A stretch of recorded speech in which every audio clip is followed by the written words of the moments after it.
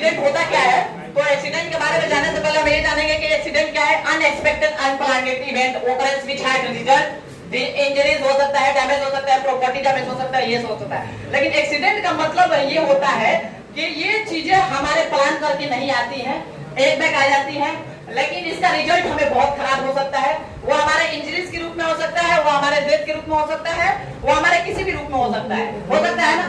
तो फाइनली हम ये जानेंगे कि एक्सीडेंट के जो टाइप्स होते हैं दो प्रकार के होते हैं। लेकिन फिलहाल उससे पहले हम ये जानेंगे कि डायरेक्ट एक्सीडेंट और डायरेक्ट कॉज भी जानेंगे, इनडायरेक्ट कॉज भी जानेंगे कि क्या क्या हो सकता है। लेकिन इसमें एक चीज बताया क्या, हाउ टू ओकर एक्सीडेंट, ओकर एक्सीडेंट कैसे होता है, इसके बारे में थोड़ी सी चर्चा हो जाए और फेटल एक्सीडेंट के बारे में भी चर्चा हो जाए। तो एक बार में अनसेफ्ट एक्ट और दो चीजों से एक्सीडेंट होता है, एक अनसेफ्ट एक्ट और एक अनसेफ्ट कंडीशन। अनसेफ्ट एक्ट और अनसेफ्ट कंडीशन हमारा सही नहीं है तो एक्सीडेंट होने के ज्यादातर चांसेस बने रहेंगे।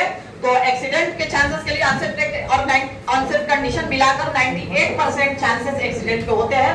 तो उसमें क्या होता है कि अनसेफ्ट एक्ट में आपको समझना ये होगा कि उसको हमको सही करना पड़ेगा। अनसेफ्ट एक्ट में क्या होता है, एक हेनरिक ने थ्योरी दिया था, सिद्धांत दिया था, उसी को हम चर्चा करने वाले थे थोड़ा सा।